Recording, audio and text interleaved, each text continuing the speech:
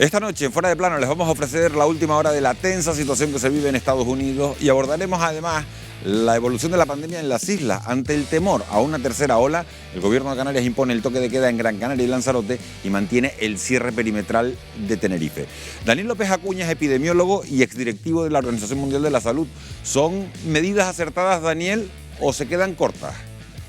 Son medidas acertadas para mantener la incidencia baja en Canarias, pero hay que considerar que si la incidencia sube, habrá que ir a restricciones más severas. Enseguida volvemos contigo, no se vaya muy lejos, que empezamos en solo 5 minutos.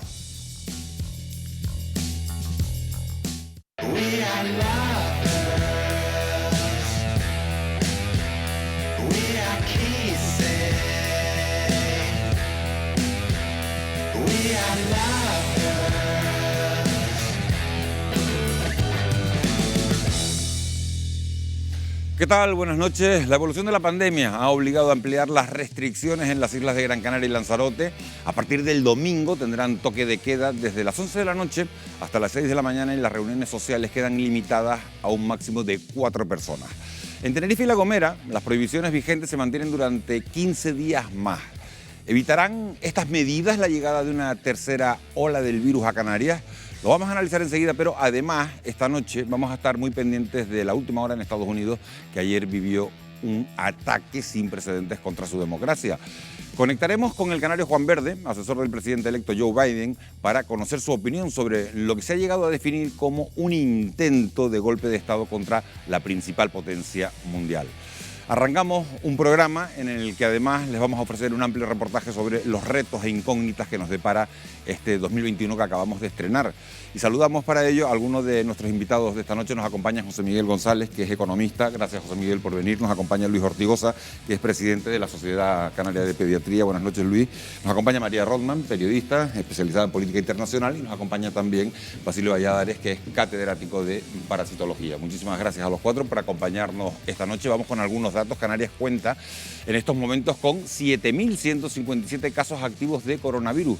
En las últimas 24 horas se han registrado 292 nuevos contagios. 365 personas permanecen hospitalizadas, de las que 52 están en la UCI. Se han producido, desgraciadamente, 3 muertes, por lo que la cifra de fallecidos desde el inicio de la pandemia asciende a 438. Preocupa la incidencia que estas pasadas fiestas navideñas puedan tener sobre la evolución de la enfermedad en el archipiélago, y muchos expertos advierten de que la llegada de una tercera ola es inevitable. Wendy Fuentes, muy buenas noches. ¿Cómo ha evolucionado la tasa de contagios en este archipiélago en los últimos 15 días? Vamos a verlo a continuación, vamos a ilustrar esa evolución de la pandemia con los últimos datos que han salido hoy. Muy buenas noches, Miguel Ángel.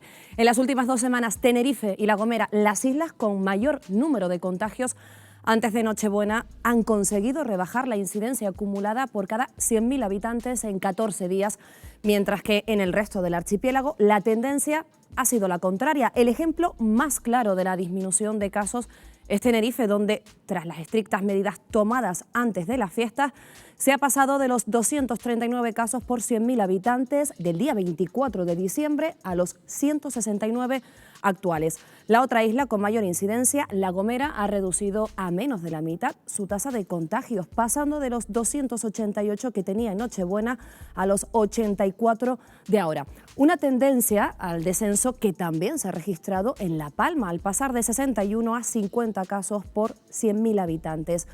En el otro lado de la balanza tenemos a Lanzarote, donde la incidencia acumulada casi se ha cuadruplicado, al pasar desde los 41 casos por 100.000 habitantes a los 154 de hoy. Algo similar ocurre en Gran Canaria, que esta semana ha vuelto a ponerse a la cabeza de contagios diarios en el archipiélago. Aquí el número de casos por cada 100.000 habitantes ha aumentado de 66 a 104. En El Hierro, el incremento también es muy significativo, pues por su poca población. La isla ha pasado de una incidencia de 37 casos, también por 100.000 habitantes, antes de la fiesta, a 228 en la actualidad. Por su parte, Fuerteventura registra un aumento de 38 a 70 casos por 100.000 habitantes.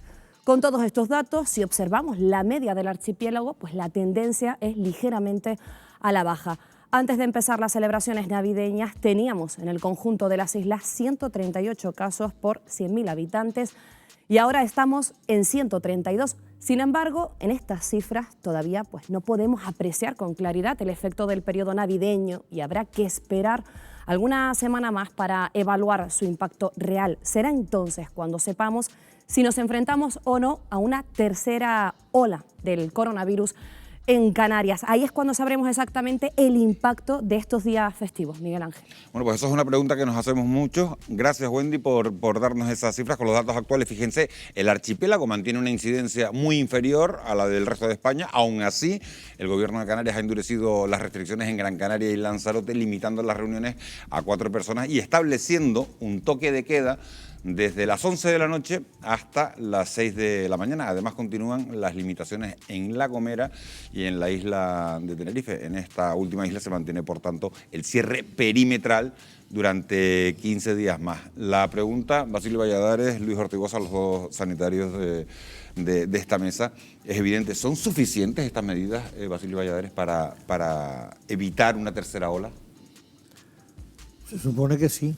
Se supone que sí, y de hecho lo que está ocurriendo no solo en Canarias, sino a nivel nacional, es que cuando tomas las medidas, la gente se asusta, se cumple, automáticamente al cabo, bueno, automáticamente no, porque esto no es automáticamente, al cabo de 15, 20 días se ve una bajada importante. Ha ocurrido en Tenerife. En cambio, los que parecía que estaban fantásticos se relajan, ancha Castilla, esto está ya resuelto, y al cabo de 20, 30 días le viene el pico. Y es lo que está pasando, estamos con unos dientes de sierra en todos lados. En Canarias en general vamos muy bien, o estábamos muy bien, estábamos en los corredores seguros y todas estas historias. Pero bueno, cuando viene el relajamiento de que esto empieza la gente a no comportarse, las medidas se relajan, las medidas serían innecesarias si todo el mundo cumpliera a rajatabla con la idea de lo que hay que hacer, que son cosas muy sencillas. Pero hemos visto lo que ha pasado que estas Navidades, esto es fantástico. Están subiendo los casos, le pregunto a los dos. En Gran Canaria ha cambiado, Luis Ortigosa, la tendencia por esa relajación a la que probablemente. Yo estoy totalmente de acuerdo con lo que dice Basilio, que se haya que incluir alguna variable que ahora comentaré, pero efectivamente, si todos desde hace meses hubiésemos tomado las medidas que están dadas, y hubiese menor movilidad, probablemente al estar en un territorio insular se cerró la llegada de extranjeros, con lo cual podíamos haber contenido. Y se ha contenido mientras ha habido medidas rigurosas. Cuando ya las medidas bajan, la población se relaja y vuelven los brotes. Y ahora tenemos que tener en cuenta esta otra variable, que es la aparición de nuevas variantes del virus. Estas cepas que están apareciendo en otros países, en Reino Unido, en Alemania, que pueden ser... ¿Crees que podría haber llegado a Canarias esta variante de la cepa y que se ha detectado en Gran Bretaña? Seguro que habrá llegado, y creo que ya yo no sé si tú tendrás datos, Basilio, de aislamiento de este tipo de cepas, pero al margen de que lleguen las cepas, el tema fundamental es la ciudadanía. Lo estamos diciendo 1000 veces, las vacunas ahora ya las tenemos, pero es que desde hace 2 o 3 meses las vacunas éramos nosotros, los ciudadanos, y si hubiésemos cumplido a rajatabla con todas las medidas, probablemente no hubiese pasado lo que está pasando. Y esto, el pico de sierra que tú dices, es claro, cuando se ponen medidas estrictas, baja la incidencia. Cuando la gente se relaja, vuelve a subir. Con lo cual, ¿vamos a entrar en una tercera ola? Probablemente, igual que están entrando el resto de los países en Europa. Estábamos hablando de la nueva cepa británica. Según el Imperial College de Londres, la nueva cepa británica sería un 50% más contagiosa que el resto de variantes conocidas. ¿Hay alguna evidencia, Basilio Valladares, de que también pueda ser más letal? No, por lo menos lo que yo he leído y lo que han manifestado todos los científicos que han analizado el genoma de esta cepa, no. Pero es que además esto de mutar para contagiarse con más facilidad ya se vio en el mes de febrero aproximadamente, marzo, que de China, cuando estaban todavía en Wuhan queriéndolo controlar, dijeron, acaban de salir una nueva cepa que había derivado hacia la parte de Rusia y se había metido en Europa, que era bastante más rápida a la hora de contagiar que la inicial que tenían en Wuhan. Es decir, estas mutaciones y estas alteraciones se están dando. Lo único que no ha ocurrido es algo que suelen ocurrir en los virus, y es que a medida de que mutan, se dulcifican y pierden virulencia. Aquí se está manteniendo la virulencia, te van apareciendo manifestaciones nuevas que antes ya sean dermatológicas, de otro tipo y tal, que antes no se habían visto y están apareciendo en la bibliografía continuamente cosas nuevas y no hay forma de que se dulcifique el virus. Sí, es que yo creo que no podemos perder de vista que es importante que para que el virus deje de transmitirse comunitariamente, tiene que estar o todo el mundo, o un gran porcentaje, un 60 o un 70% se está poniendo o infectado o que hayan generado anticuerpos por medio de la vacunación. Hasta que no llegue ese momento, primero que los virus están mutando continuamente, quiero decir que hay que quitarse el miedo de que un virus muta, los virus están en continua mutación. El tema problemático, y que no ha pasado con este virus, es que sean unas mutaciones más letales, que no lo están siendo. La pregunta que se hace mucha gente, Luis, es si Sanidad, por ejemplo, el Ministerio de Sanidad ha descartado un nuevo confinamiento en España, en este país. Sin embargo, se está produciendo en otros sitios. Estamos viendo el Reino Unido cómo está confinado, estamos viendo cómo en Alemania también se están tomando medidas muy restrictivas. ¿Confías que las medidas actuales que se están tomando puedan contener esa tercera ola y que se descarte ese confinamiento? Es que mi opinión, lo hemos dicho y lo repetimos continuamente, quiero decir, las medidas ya están más que tomadas y dichas. Pero en España se descarta el confinamiento y en otros países no. Sí, y si las medidas no funcionan, pues habrá que confinar. Aquí en Canarias, el gobierno de Canarias todas las semanas se reúne y va cambiando los niveles según las islas y demás. Lo ideal que sería hacer un confinamiento durante 3 meses, como hicimos, y de esta forma se vería. Pero claro, matamos al virus y matamos a la economía. Claro, esa pregunta se la tengo que hacer a José Miguel González. Según el CIS, casi un 60%, José Miguel, de los españoles creen que se tendrían que haber tomado medidas más estrictas para poder contener la pandemia. La pregunta es lo que decía Luis Ortigosa. Es decir, si tomamos medidas más estrictas, ¿la economía lo podía haber soportado? No, para nada, y se ha visto claramente cómo el propio sistema económico se ha hundido sin precedentes. Ahora bien, la motivación inicial, que es la salvaguarda de la salud pública, es innegable.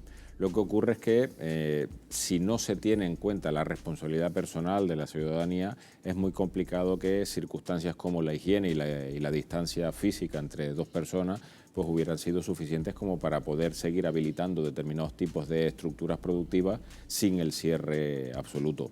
El riesgo que se corre, que es justamente uno de los miedos, en las diferentes encuestas de opinión hay 2 consideraciones. Primero, que cuando se aparece la amenaza del confinamiento, las personas se autoconvencen y cumplen con mayores niveles de estricto las medidas, las básicas. Y el otro es que yo siempre pienso que yo sí cumplo las medidas de seguridad, mientras que el resto piensa que no lo hace. Entonces, claro, bajo esas circunstancias, si todos hacemos lo mismo, pues probablemente esa amenaza del confinamiento yo creo que va ganando adeptos. Está rondando por la mesa la tercera ola, que es de lo que está hablando todo el mundo, esa posible llegada a la tercera ola, y un firme defensor de que se actúe de inmediato con mayor contundencia en toda España es el epidemiólogo y es directivo de la Organización Mundial de la Salud, Daniel López Acuña. Señor López Acuña, muy buenas noches. ¿Usted prevé que la tercera ola será más agresiva que las anteriores? ¿Por qué? Mire, tenemos todos los elementos para que sea más agresiva. Nadie tiene una bola de cristal, pero las tendencias que podemos identificar nos hacen pensar en ello porque estamos arrancando en esta tercera ola en niveles de incidencia que son 10 veces mayores que los que arrancamos en la segunda ola. En el verano se logró doblegar la curva a una incidencia de hasta menos de 25 por 100.000 y ahora estamos en incidencias promedio para España de más de 300 que nos hacen que al repuntar la pandemia con más número de casos, con una transmisión intensificada, lo haga con mucha más celeridad cuando tenemos una incidencia alta. A eso se agrega la variante británica que tiene una transmisión más acelerada, no más letalidad, no más severidad, pero sí más contagiosidad, y se agrega el clima más adverso, con más actividades al interior en lugares poco ventilados o insuficientemente ventilados. Entonces, tenemos todos los elementos de tener que pagar esta factura por la, vamos a decir, irreflexión que nos agobió durante estas fiestas navideñas, por la permisividad y laxitud excesiva en las celebraciones, en las reuniones grupales. Habíamos planteado muchos epidemiólogos que esto era pavimentar el camino hacia la tercera ola. Estamos en eso, estamos viendo los ascensos, Canarias o Asturias, donde vivo yo, por fortuna, son las dos comunidades autónomas con menor incidencia, pero tienen que tener mucho cuidado de no entrar en una espiral como han entrado una buena parte de comunidades autónomas. Señor López Acuña, aquí se está investigando si 2 casos en la isla de La Palma concretamente están causados por la nueva cepa británica.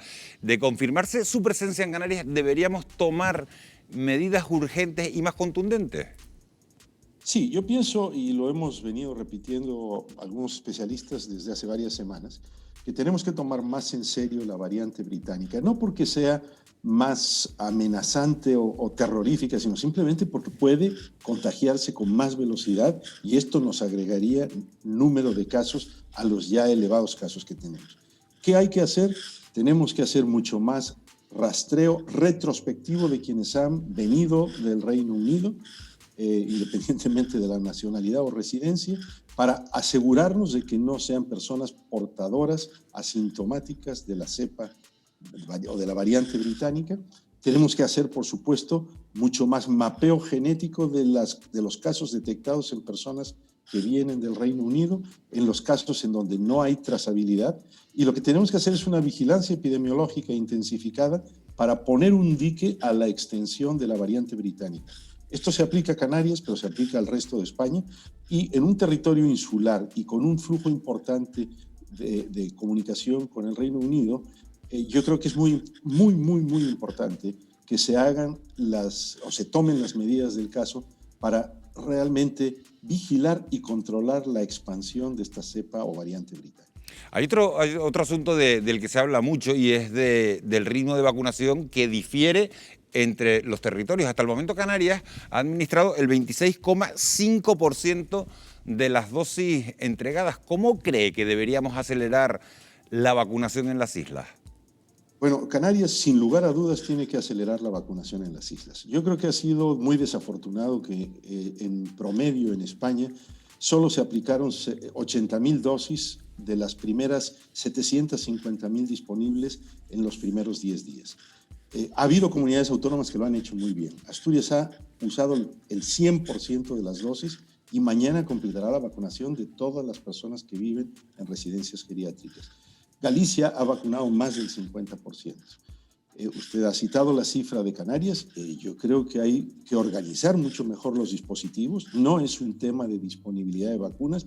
Lo que no se ha hecho es aplicar las dosis necesarias. Pero así como Canarias está un gran número de comunidades autónomas que tienen que reforzar la atención primaria, los dispositivos y mecanismos de vacunación con los equipos de salud pública, de enfermería, de atención primaria, y pensar que esto no es un tema de lunes a viernes y de 9 a 3. Es un tema 24/7, es un tema en donde hay que vacunar los días festivos, hay que vacunar los fines de semana, hay que sostener esta línea de acción, porque recordemos que para llegar a la inmunidad de grupo de 70% de españoles vacunados, es decir, alrededor de 35 millones de españoles, en el mes de agosto, tenemos que lograr inmunizar de forma completa a 1 millón de españoles por semana.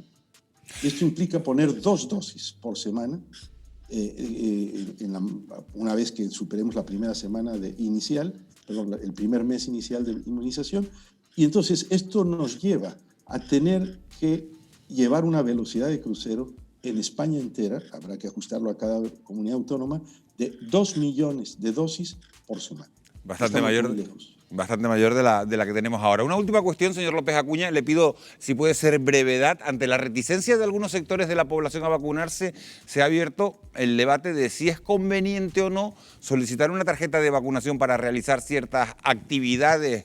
Y quien dice actividades dice viajes. ¿Es usted partidario de un carnet de este tipo? Bueno, lo primero es que hay que combatir esa reticencia con más pedagogía social, con más convencimiento y más asertividad. Lo segundo es que un certificado internacional de vacunación ha existido siempre, auspiciado por la OMS. Yo tengo un certificado internacional de vacunación para poder viajar a países endémicos de fiebre amarilla, donde consta el sello de esa vacuna. Las personas de mi generación tuvimos que tener un certificado así para la vacuna de la viruela y gracias a ello se erradicó. Y tarde o temprano, cuando la vacuna se haya aplicado a suficiente cantidad de personas, yo pienso que lo más lógico y lo más razonable será tener un carné internacional de vacunación que permita la circulación de quienes están vacunados y que no permita la circulación de quienes no están vacunados.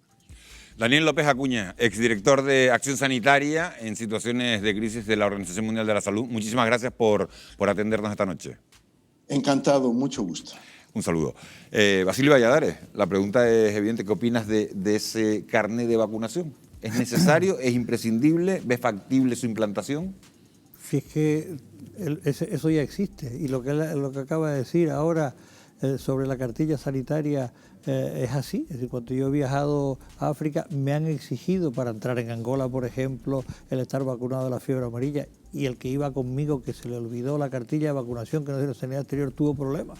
Eso eso es así. Y todos los pediatras rellenan la cartillita, y eso no lo puede decir Luis, rellenan su cartillita a medida que van vacunando a los niños. Y a la mamá, te toca otra vez la revacunación en tal fecha. Yo creo que se ha dicho perfectamente, no voy a repetir porque además suscribo palabra por palabra lo que se ha dicho. Y volvemos al tema. Aquí en España, por lo menos a nivel infantil, el 95% de nuestros niños están bien vacunados y los niños no se van a vacunar, lo llevan sus padres. Significa que los padres confían plenamente en el sistema y confían en la vacuna. Ahora mismo lo que está pasando, y vamos a ver si podemos ir durante un mes y medio, 2 meses, no podemos estar más tiempo tratando de quitar o de recuperar la confianza perdida por gran parte de la población, porque hay mucha gente reticente porque han oído demasiado cosas malas de la vacuna, se han hecho demasiado rápido, serán seguras, serán eficaces. Todo eso hay que quitarlo porque es que tenemos respuesta para todas esas preguntas. Y finalmente, yo estoy totalmente de acuerdo con tener una cartilla de vacunación. Los niños la tienen y los adultos lo tienen que tener. Y sobre lo que está diciendo Luis y María Rodman, ¿los medios de comunicación tenemos que hacer pedagogía para que la gente acuda a vacunarse? Una pregunta complicada realmente, ¿no? Yo creo que los medios de comunicación siempre tenemos la obligación, aparte de informar, de hasta cierto punto de educar y de servir como servicio público para promover información, en este caso tan vital y tan crucial para nuestra sociedad. Luego ya podemos decidir si éticamente o no éticamente podemos o no obligar a la gente a escuchar cierta información. Bueno, la gente es libre de apagar el televisor si no le interesa, pero sí que creo que tenemos una obligación como medios de comunicación de aportar por lo menos información para que la gente pueda tomar decisiones educadas, ¿no? Estábamos hablando antes de que la Unión Europea ha autorizado la vacuna de Moderna y se prevé que llegue a España en el plazo de una semana. Una de sus ventajas es que no necesita tanto frío como la de Pfizer, por lo que su distribución va a ser más sencilla. Te pregunto, José Miguel, y le pregunto también a los sanitarios, ¿crees que agilizará la vacunación o realmente tenemos problemas organizativos, como decía López Acuña, para vacunar?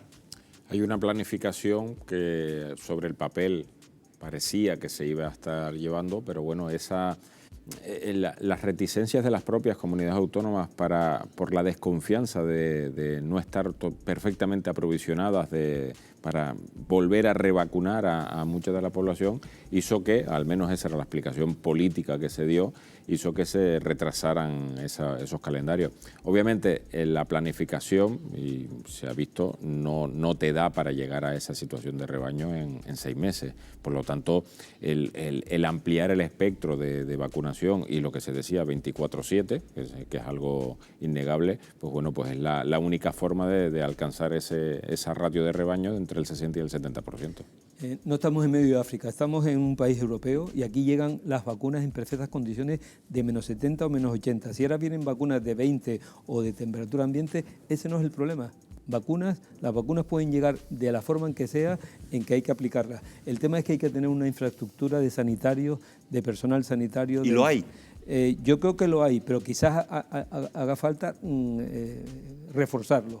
Hay que reforzar la atención primaria, hay que ver si faltan, y eso ya sería cuestión, no soy yo quien tiene que decirlo, son los técnicos de salud pública los que tienen que ver la infraestructura de personal que tienen para lo que se ha dicho. Aquí no vale vacunar de 8 a 3 de lunes a viernes, aquí hay que vacunar en una situación de emergencia pandémica las 24 horas del día, todos y los... para eso probablemente no hay tanta gente, pero probablemente pueda haberla si la busca, si la forma, que yo creo que ya se está formando. Me consta que se está formando al personal sanitario para esta vacunación masiva y simplemente hay que poner en marcha, pues Una pregunta que sí le quiero hacer a Basilio Valladares, con brevedad si puede ser. ¿Protegen las vacunas de Pfizer y Moderna contra la nueva cepa británica?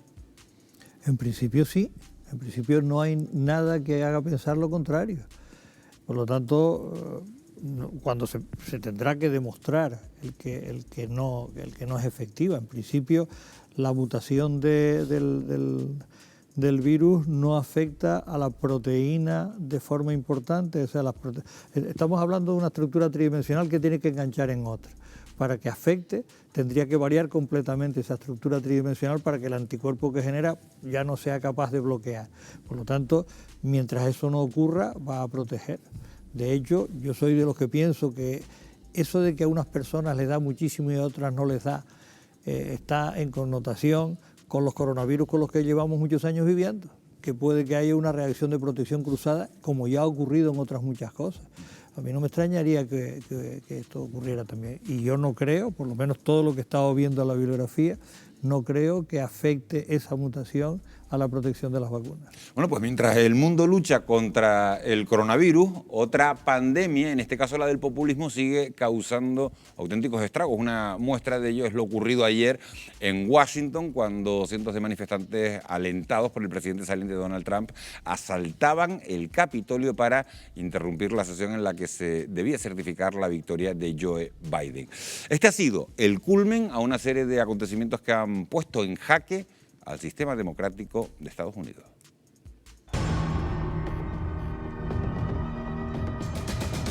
A pesar de que Biden ganó las elecciones presidenciales con una diferencia de 7 millones de votos respecto a Donald Trump, el magnate neoyorquino se ha resistido a aceptar los resultados, arremetiendo contra el propio sistema electoral que lo aupó a él a la Casa Blanca. We're going to walk down to the Capitol because you'll never take back our country with weakness. You have to show strength and you have to be strong. Aunque las más de 50 demandas presentadas para revertir el resultado electoral han sido rechazadas por la Corte Suprema y casi 60 tribunales diferentes han tumbado todas las denuncias de Trump, su irresponsabilidad alcanzó su momento cumbre ayer, tras dirigir un discurso incendiario a sus bases. Una multitud enfurecida asaltaba el Capitolio de los Estados Unidos para impedir proclamar a Biden presidente electo de forma oficial. Un hecho sin precedentes que se saldó con 4 fallecidos.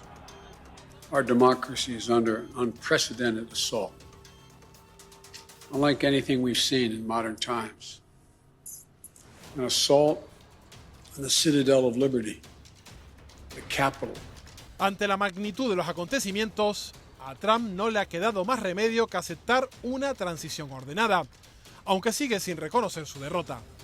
Pero el daño ya está hecho. La sociedad occidental ha vivido con estupor uno de los días más grises de su historia. Las imágenes de ayer muestran la fragilidad de la democracia y el peligro que supone el populismo, un desafío del que Europa no está exenta. En el continente, los movimientos extremistas siguen ganando apoyos elección tras elección a la espera de un caudillo con la capacidad de liderazgo de Trump que los guíe al asalto del sistema. Para ayudarnos a comprender mejor cómo se ha llegado a este hecho sin precedentes en un país que siempre ha presumido de tener una democracia robusta y sin fisuras, se incorporan a nuestra mesa Samuel Toledano, que es experto en comunicación política. Gracias por venir, Samuel. Bienvenido. Buenas noches. Y se incorpora también Leopoldo Cabrera, sociólogo. Buenas noches, Leopoldo. ¿Qué tal? Buenas noches. Situación, bueno, se había anunciado que Donald Trump iba a facilitar una transición ordenada. Trump insiste en no reconocer los resultados electorales que dieron la victoria a Biden y a pesar de este anuncio, el asalto al Capitolio pone punto final a los desvaríos de Trump. ¿O seguirá, esa es la pregunta, María Roman, tú has vivido en Estados Unidos muchísimo tiempo, o seguirá en su empeño de evitar el cambio de gobierno? Bueno, yo creo que el intento de golpe de Estado fallido de ayer hasta cierto punto le ha podido bajar los humos al presidente saliente Donald Trump. Pero todavía quedan 13 días en los que sigue siendo presidente plenipotenciario, a menos que la Cámara de Representantes y el Senado y el gabinete de la Casa Blanca decidan actuar y hacer algo para tratar de por lo menos poner riendas o sujetar un poco el carácter de este hombre que se ve desesperado porque ha perdido las elecciones. Sus allegados dicen que está en un estado mental frágil, en el que está viviendo, como decimos allí, en denial, no quiere aceptar la realidad de que perdió unas elecciones justas y que no hubo ese fraude, que todavía no se ha podido presentar ninguna evidencia que justifique ese clamor del presidente que organizó la insurrección, como dijo el presidente electo Biden ayer, ¿no? En España y en otros países europeos, Samuel, han crecido exponencialmente los apoyos a los partidos populistas. Después de los acontecimientos de ayer, ¿crees que estos movimientos salen dañados o salen reforzados? Yo creo que estos movimientos llevan trabajando ese discurso, esa forma de actuación bastante tiempo. No son nuevos ni desde luego Trump ha inventado el populismo, es algo que ya estaba en Europa y Europa lamentablemente le puede dar bastantes lecciones a Estados Unidos de movimiento populista. Lo que sí que es cierto también es que tenemos que pensar que los sistemas políticos en Europa son muy diferentes.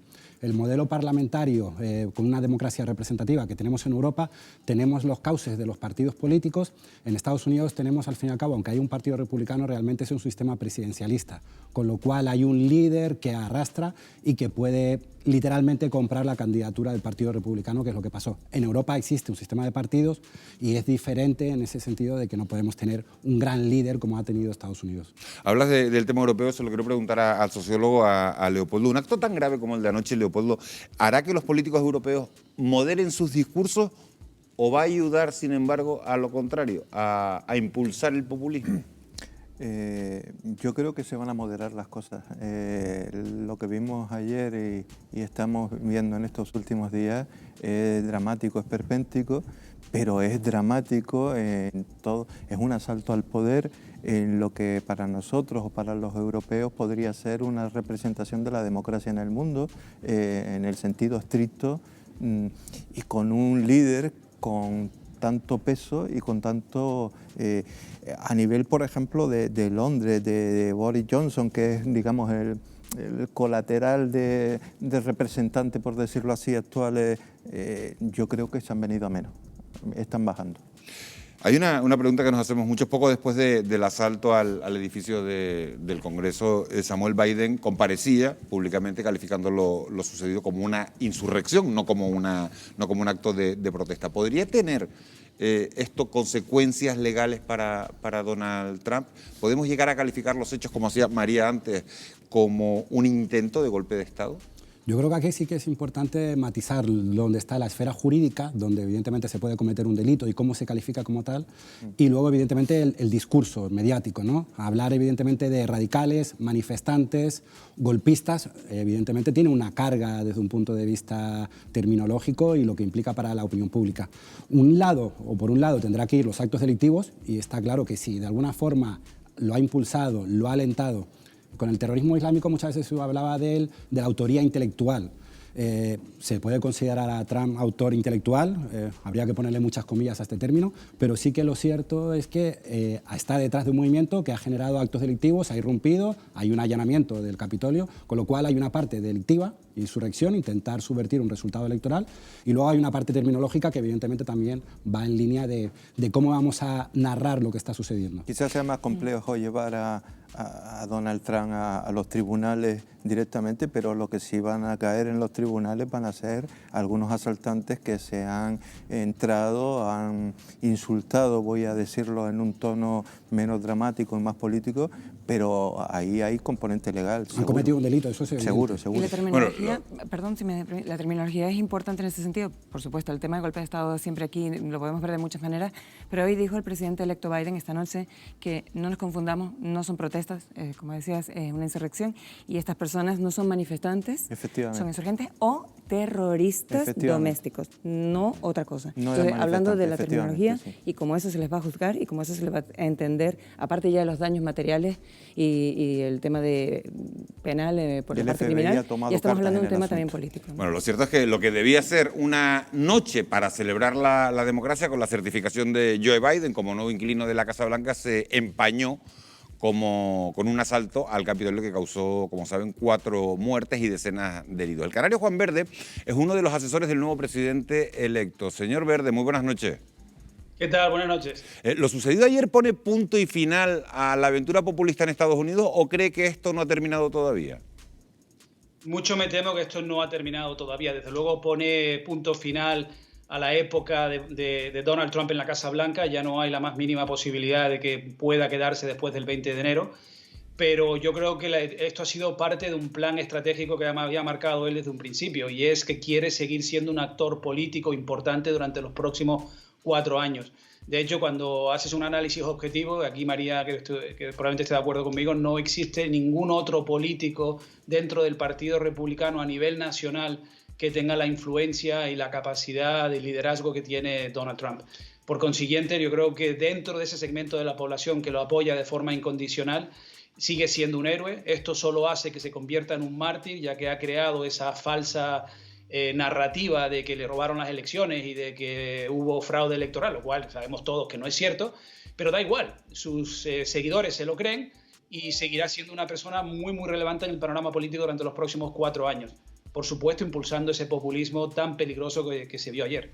Claro, sobre eso justamente le quería preguntar, aunque Biden es el presidente más votado de la historia de los Estados Unidos, varias encuestas aseguran que 3 de cada 4 votantes republicanos siguen creyendo que hubo irregularidades en el proceso electoral, por lo que una gran parte del país lo considera un mandatario ilegítimo. ¿Cómo se lidia con esta situación? ¿Será capaz Biden de volver a unir al país a un país tan polarizado?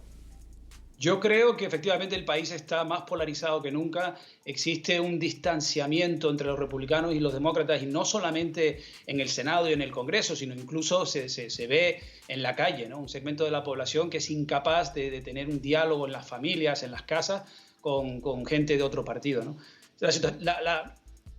El reto es muy, muy difícil para Biden, pero si hay alguien que lo puede conseguir, desde luego es Biden. Biden estuvo 40 años en el Senado y se le conoció y se caracterizó siempre por ser un senador moderado, que fue capaz siempre de tender puentes y lazos de colaboración con los republicanos, y por consiguiente creo que si hay un político en Estados Unidos que lo puede conseguir es él. Y por otro lado, no olvidemos que es que la gente se olvida que ayer pasó algo también muy importante. Ayer fue un día de muchísimas noticias, pero es que ayer se ganaron los 2 escaños del Senado, donde los 2 demócratas que estaban presentándose a esos 2 escaños ganamos y nos dieron la victoria en el Senado. O sea que Biden va a tener, al menos en los próximos 2 años, mayoría absoluta en el Congreso, en el Senado una mayoría simple, pero una mayoría, y en un país tan presidencialista como se mencionaba anteriormente, eso le da muchísimo poder al presidente Biden, y estoy absolutamente seguro que va a utilizar ese poder para volver a inyectar sentido común, lógica en el país, y un acercamiento al otro bando. Señor Verde, hay destacados dirigentes republicanos que han expresado su rechazo a lo sucedido e incluso piden la destitución inmediata de Trump. ¿Lo ocurrido supone el divorcio definitivo entre Trump y su partido? ¿Estamos ante el final político del magnate neoyorquino? Yo creo que no. Yo creo que mucho me temo que nos queda mucho todavía por delante. Insisto, esta persona en ciertos estados del país, particularmente en la América profunda, en ese cinturón bíblico del interior del país, donde sigue siendo una persona admirada, donde tiene muchísimos seguidores, seguirá siendo un actor político muy, muy importante, capaz incluso de quitar y poner senadores, gobernadores, congresistas, y esto le va a dar muchísimo poder en los próximos 4 años. Yo estoy absolutamente convencido de que se volverá a presentar a las elecciones en el 2024. Para ese entonces tendrá 78 años, que es la edad actual de Biden, o podría estar preparando el camino para que uno de sus hijos tome o asuma esa responsabilidad. Pero desde luego sí creo que va a haber un momento de disrupción y probablemente de lucha interna dentro del partido, las dos facciones que actualmente luchan por el poder dentro del Partido Republicano, pero para nada es el fin de Trump. Para terminar, señor Verde, ¿tendrá el nuevo gobierno demócrata presencia canaria? Ya veremos, ya veremos. Ya veremos. No podría darte una respuesta en estos momentos, pero... Nos quedamos con eso. Muchísimas gracias, Juan Verde, por atendernos. Muy buenas noches. Ha sido un verdadero placer. Muchas gracias. Bueno, pues ya han oído las palabras del asesor de Joe Biden. El expresidente Bush ha calificado, María Rodman, lo sucedido como de república bananera, ha llegado a decir. También destacadas figuras republicanas acusan a Trump de instigar, de estar detrás, como decía antes Samuel, que habrá que demostrarlo, de lo sucedido. ¿Crees que el Partido Republicano va a contribuir a partir de ahora a poner fin a la crispación? Bueno, yo creo que el compañero Juan, al que respeto muchísimo, ¿no? Maravilloso, coincidimos en muchas cosas porque obviamente él tiene mucho conocimiento del tema. Sin embargo, algo en lo que sí coincidimos es que hay una división interna dentro del Partido Republicano. Está por una parte los conservadores constitucionalistas, los diría yo, que tienen ese respeto hacia las instituciones y la Constitución, y luego están los conservadores que quieren seguir esta línea populista, fascista, más de ultraderecha, que son la base de Trump, ¿no? Es cierto que Donald Trump tiene esa personalidad, ese carisma, que se ha ganado a toda esta gente que ha creído en sus promesas y aspira, por lo menos, a seguir manteniendo ese poder en los próximos 4 años. Ahí yo difiero un poquito porque realmente yo sí creo que va a salir debilitado de esto porque, entre otras cosas, tiene una serie de casos pendientes en el estado de Nueva York, sobre todo, y si es imputado no creo que él pueda tener esas aspiraciones políticas en 2024. Sí que creo posible que quiera mantener esa dinastía, ya sabemos que el neopotismo le gusta muchísimo, intentar que sus hijos se mantengan en el poder, y es verdad que va a tener una voz porque todavía hay mucha gente que lo va a seguir venerando, de hecho le llaman el Eternal Lord, el Lord Eterno, el Señor Eterno en las redes, con esa base. Pero dentro del partido hay otras cabezas que quieren destacar y que quieren también aspirar a la presidencia, tanto en la parte conservadora constitucionalista como en la parte que quiere tener esa base y la está cultivando, como puede ser el senador Josh Hawley por Missouri, que se pronunció para intentar no certificar a Joe Biden en estas elecciones y que tiene fama de ser una persona con tendencias fascistas desde que está en la universidad y que está intentando realmente cultivar esa base. No tiene la personalidad, ni tiene el dinero, ni tiene los seguidores y lo tiene muy difícil. Pero quiero decir que sí hay unas luchas internas por el poder y le va a costar a Trump, una vez que lo deje, volver, creo yo. Juan Verde hablaba de esos 2 escaños conseguidos en Georgia que le dan la mayoría simple, por lo menos a los demócratas en el Senado. Eso va a facilitar a Biden libertad de acción, Samuel, para gobernar. ¿Qué grandes cambios en la política estadounidense podríamos esperar en los próximos años? Yo sinceramente no esperaría muchísimos grandes cambios. Hay un establishment en Estados Unidos y Joe Biden desde luego no es un revolucionario dentro del Partido Demócrata. De hecho, lo que estaba comentando también María, hay unas tendencias también dentro del Partido Demócrata, pero el sistema estadounidense con un partido republicano y un bipartidismo y el Partido Demócrata deja fuera, digamos, a esas tendencias de extrema derecha que pudiera estar con Donald Trump y a esas tendencias de extrema izquierda, que desde luego es un partido socialista a nivel europeo, que pudiera ser el caso de Bernie Sanders.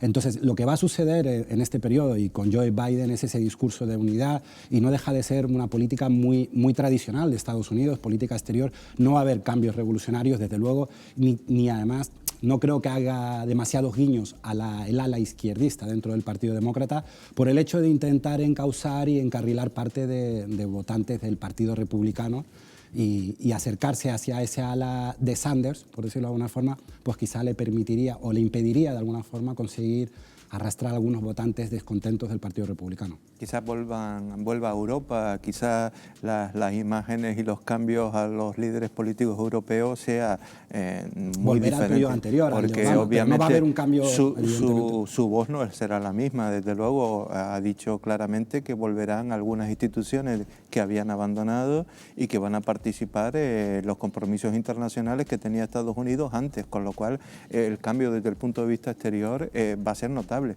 No sabemos si a nivel de aranceles se cambiará la política de aranceles, pero desde luego lo que es a nivel político, a nivel diplomático, el cambio es pero sustancial. No será nada nuevo a lo que hemos visto con Obama y con nosotros. Será revertir las políticas y volver un poco a lo que teníamos en la administración anterior en tratados internacionales, en cuestión económica, bueno, mejor lo puede decir usted, pero yo creo que sí vamos a ver algunos cambios porque que ni se pudo con esta administración ni se pudo con la anterior por el tema de que no tenían mayoría en las dos cámaras como la hay ahora. Y ahí podremos ver una reforma policial, una reforma del sistema electoral, una reforma del sistema de salud y una reforma de inmigración. Por lo menos van a intentar poner las bases en los 2 próximos años para poder llevar a cabo todas estas promesas que se vienen haciendo hace mucho tiempo y que no se ha podido porque no se ha tenido esa trifecta de presidencia, Congreso, que en Estados Unidos Congreso son las 2 cámaras, ¿no? El Senado y la Cámara de Representantes. Y hay un gran predictor que es la bolsa. Es decir, la bolsa ha dicho que lo que ha pasado ayer, económicamente, siendo muy grave desde el punto de vista social, económicamente no va a tener ningún tipo de implicación, porque además en la presidencia de Joe Biden lo que va a proponer, lo que ya se descuenta, es el plan de estímulo tanto económico como fiscal que parece que tenía sobre la mesa pues el Partido Demócrata. Por lo tanto, es cierto que cambios revolucionarios, aunque bueno, dejar a Trump a un lado ya de por sí es un cambio revolucionario, es decir, los populismos tienen las rendijas de las angustias, de los problemas, de las crisis, y obviamente eso lo hemos podido experimentar en Europa y en cualquier país del mundo, pero en Estados Unidos también sucedió. Es decir, aprovechó una oportunidad de debilidad del Partido Demócrata y ha creado un personaje que ha repetido incesantemente una mentira hasta convertirla en verdad entre sus adeptos. Bueno, pues lo cierto es que la inestabilidad en el país más poderoso del mundo es una pésima noticia en el comienzo de un año en el que necesitamos justo lo contrario para poder retomar nuestras vidas y sobre todo para poder recuperar una economía arrasada por el coronavirus. Los últimos datos de desempleo y de trabajadores que aún permanecen en ERTE en Canarias comienzan a ser alarmantes, así que todas las miradas y todas las expectativas están puestas en un 2021, año que debe convertirse en el año de la remontada. Todo esto en nuestro reportaje de hoy, el año que nos viene.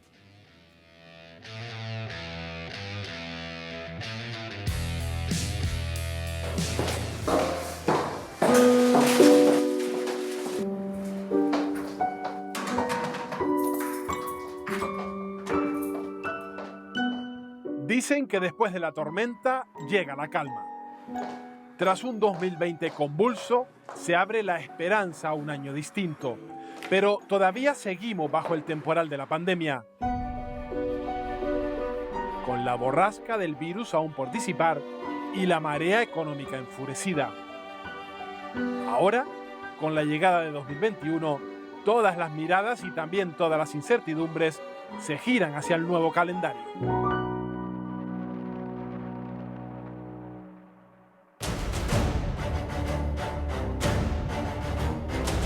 El año que acabamos de estrenar lastra los malos datos del anterior en materia laboral. En Canarias hay más de 260.000 desempleados y más de 79.000 personas en ERTE.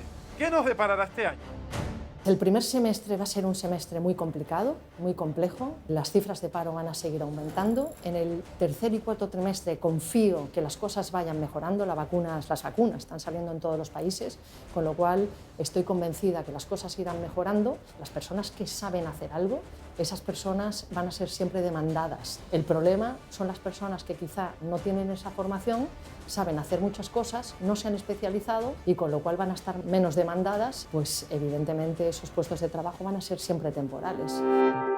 El coronavirus ha transformado el mercado laboral y también la demanda de nuevos perfiles profesionales orientados en su mayoría a las tecnologías, un sector que seguirá expandiéndose durante los próximos meses. Necesito por fin que termines las tareas que quedan para el sprint y preparar el informe de Power BI porque tenemos que salir a producción ya mañana.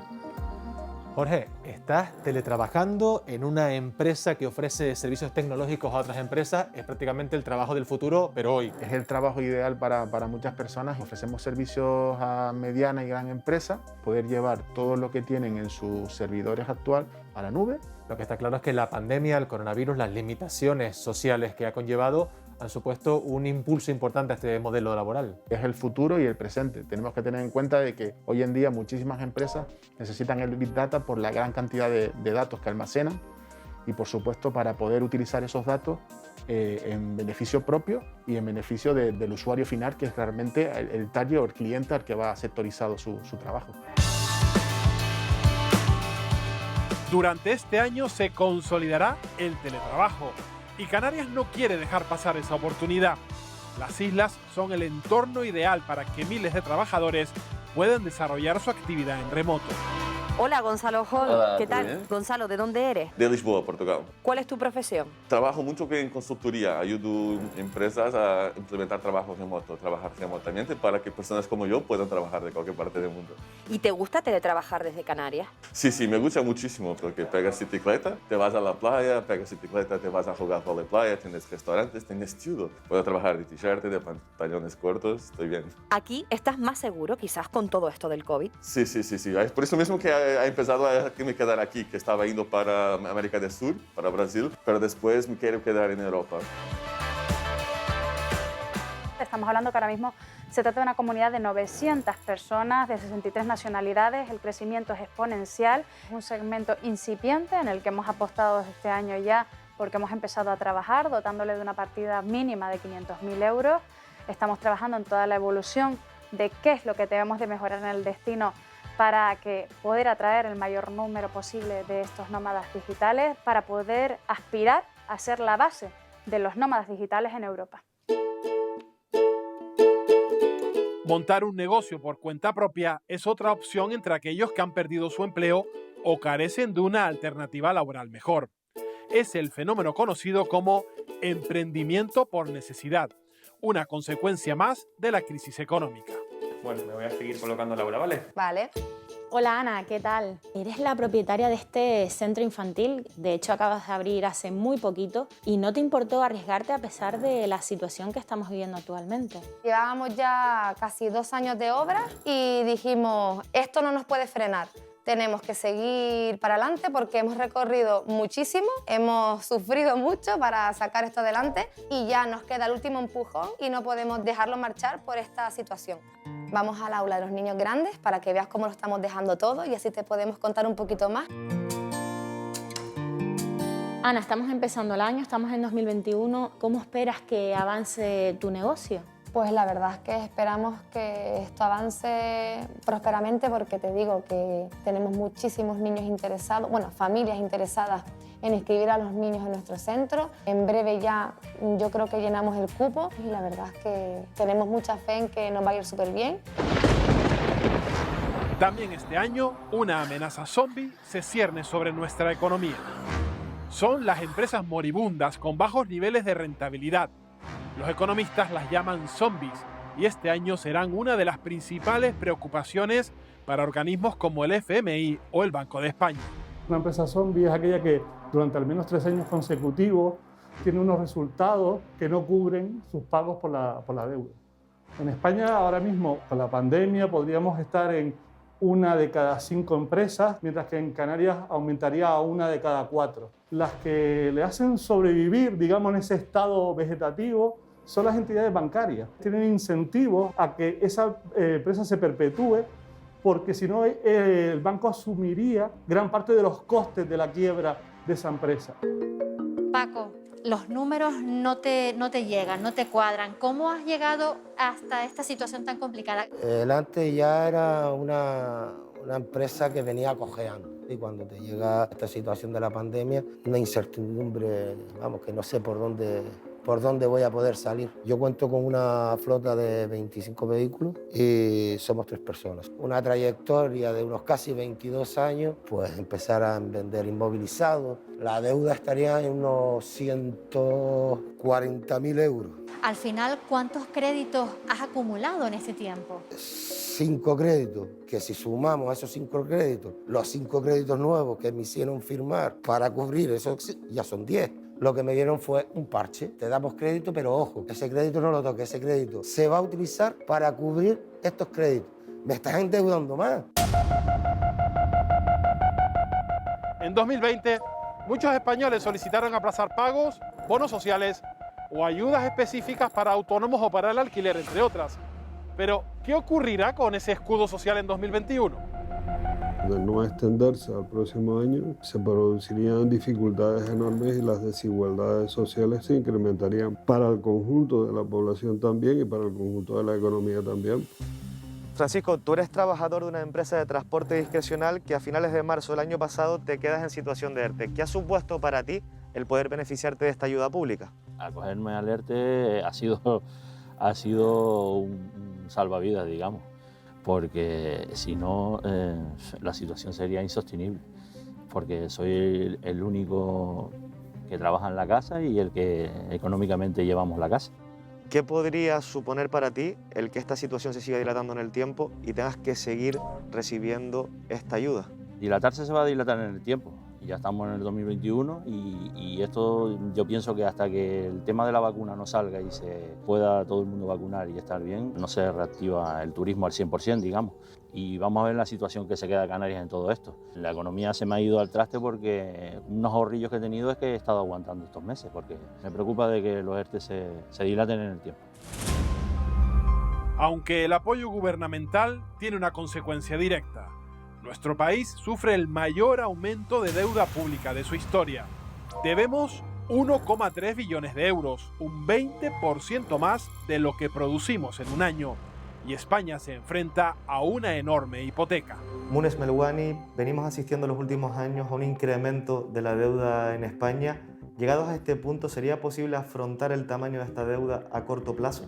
Resulta llamativo que los niveles de deuda que va a alcanzar España ahora sobre su Producto Interior Bruto no se recuerda en los últimos 100 años, ¿no? Este endeudamiento es posible y es llevadero y se podrá pagar también por el apoyo de los bancos centrales, ¿no? Hay unas agencias que miden la solvencia de los países. Lo que están diciendo estas agencias internacionales es que España puede soportar esos niveles de deuda a largo plazo. Munes, ¿y cuáles son los riesgos a los que se enfrenta un país con un nivel de endeudamiento tan elevado?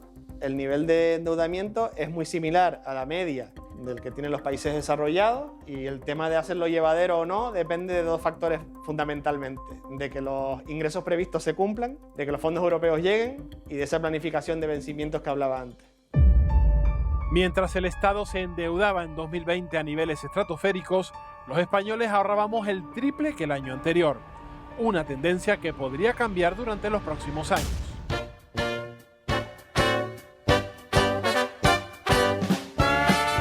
La historia nos da lecciones. Tras la Primera Guerra Mundial y superar la llamada gripe española, llegaron los locos años 20.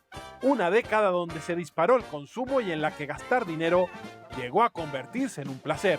Si logramos derrotar al virus, ¿podría ocurrir lo mismo ahora?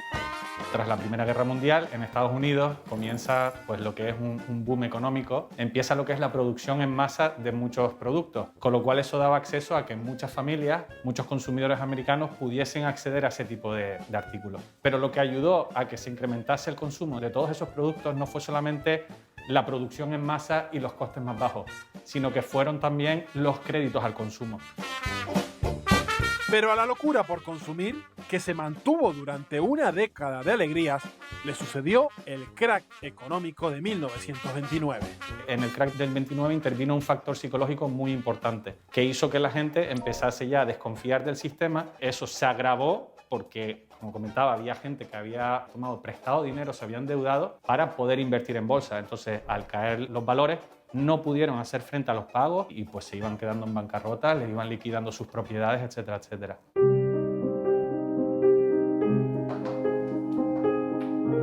Con la preocupación económica y sanitaria, la tormenta creada por la COVID ensombrece el arranque de este año. Al iniciar 2021, las incertidumbres persisten, pero también se abre la esperanza a la llegada de un tiempo mejor.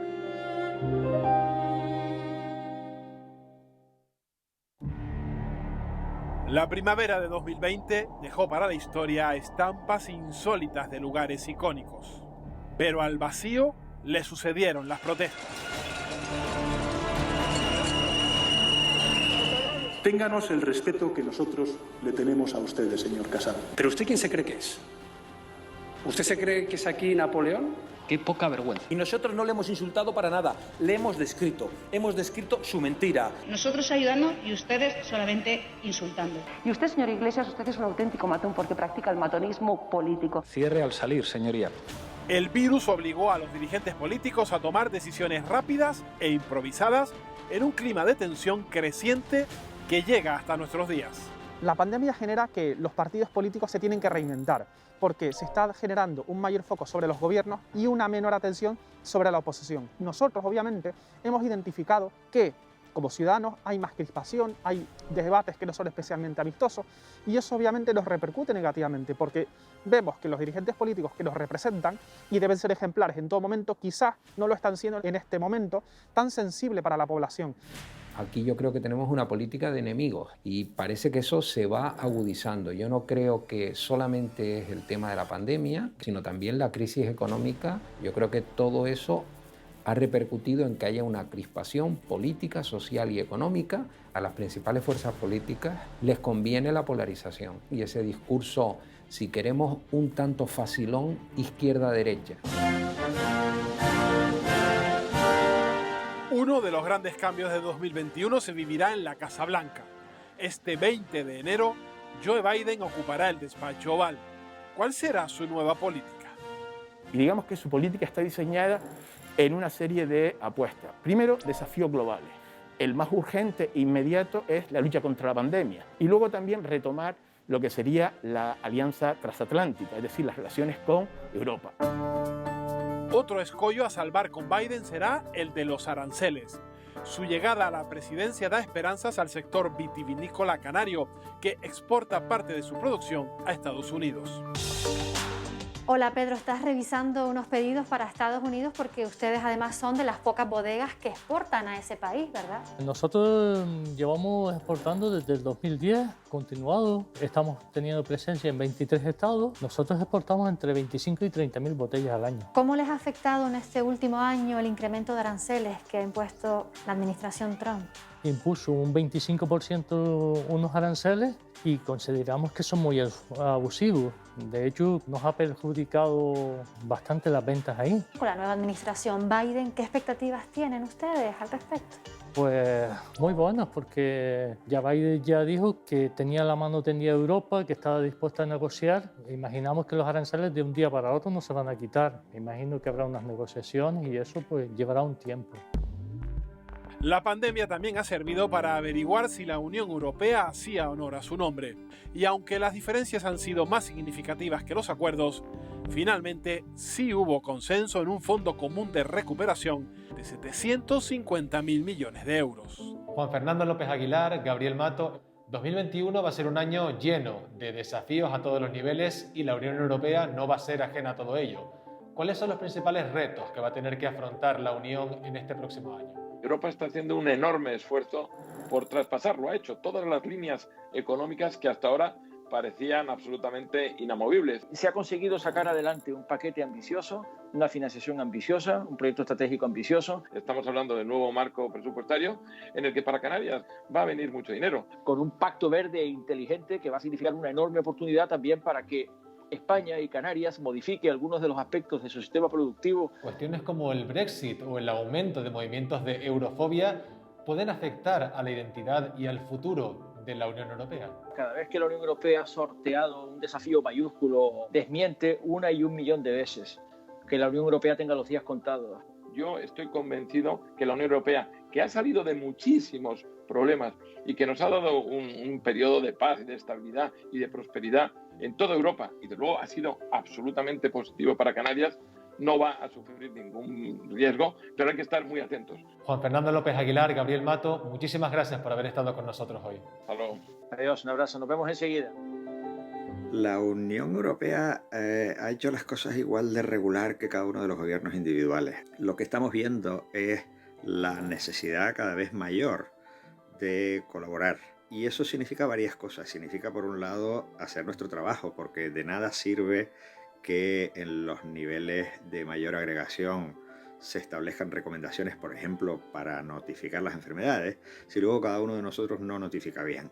Que la experiencia circule entre países, que la información circule entre países. Ahí no puede haber fronteras. En este 2021, la Unión Europea ha perdido a uno de sus principales miembros. El Brexit es ya una realidad y tendrá consecuencias directas en nuestro archipiélago. José Juan, ¿el reciente acuerdo del Brexit es lo que el sector del tomate esperaba? El acuerdo del Brexit ha sido positivo porque eso nos evita el tener que pagar tasas y aranceles de importación cuando exportemos al Reino Unido. El problema que sigue subsistiendo es la compensación al transporte, que de alguna manera se articulen los mecanismos para no perder esa compensación. Tuvimos una época cuando empezamos a plantar la incertidumbre de qué es lo que había que hacer. Y la incertidumbre se despejó en la víspera de Navidad, pero nosotros planificamos la campaña plantando algo menos que la zafra pasada. ¿Cuántos productores del tomate hay actualmente en Canarias que dependían de este acuerdo?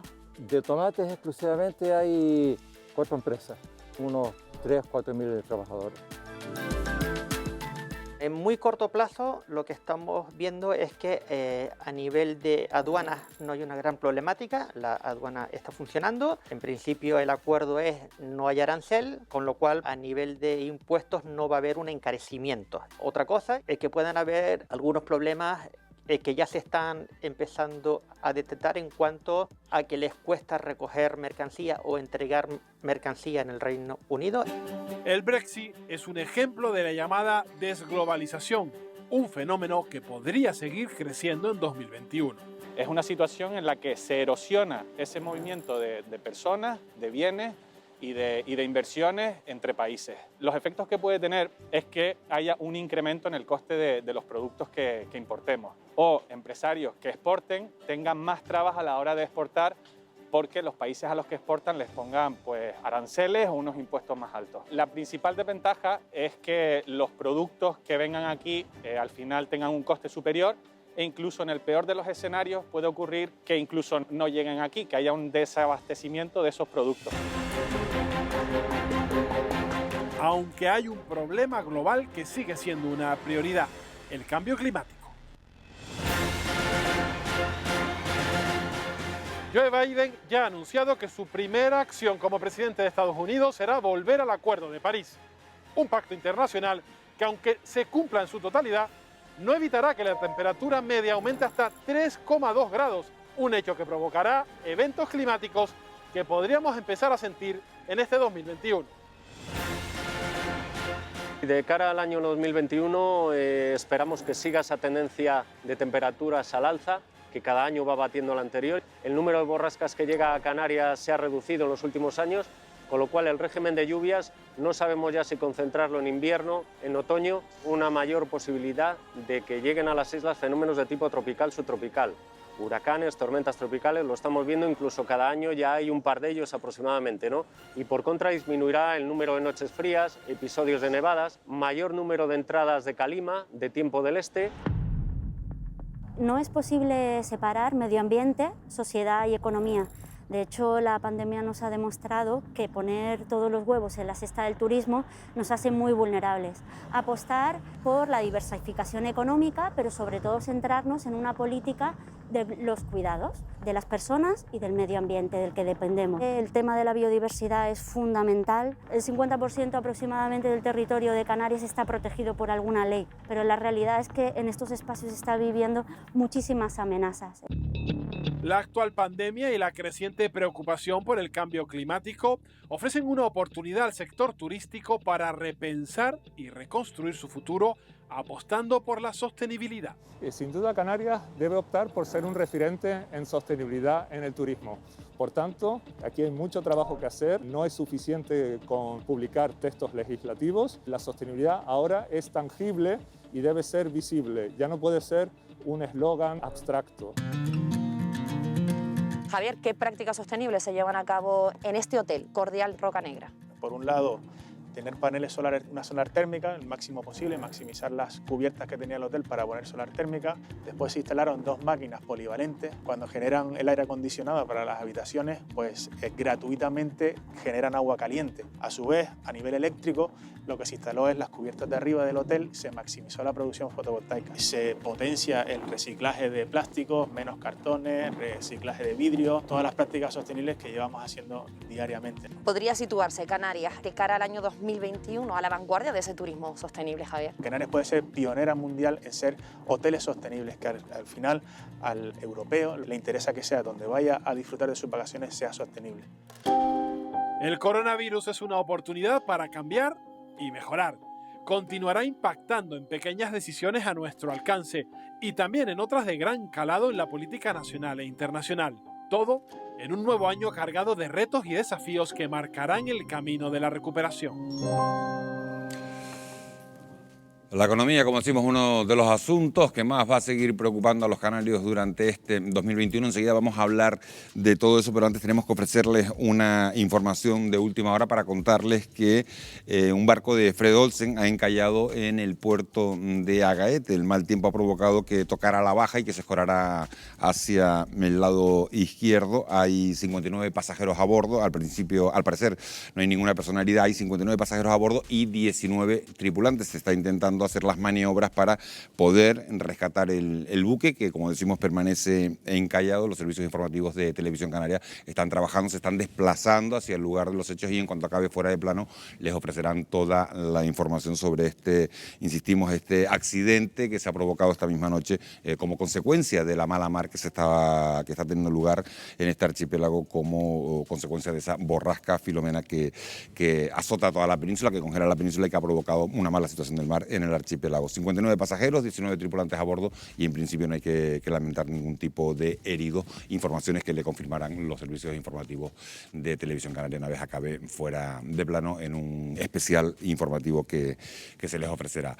Como les decíamos, la economía es uno de los asuntos que más va a seguir preocupando a los canarios durante este 2021 y para hablar de ella en este programa hemos contado en numerosas ocasiones con uno de los mejores economistas de nuestra tierra. Se trata de Fernando Redondo, un gran amigo que nos dejó de forma repentina hace tan solo unas semanas y desde aquí queríamos mandarle hoy, aprovechando, pues un fuerte abrazo a toda su familia.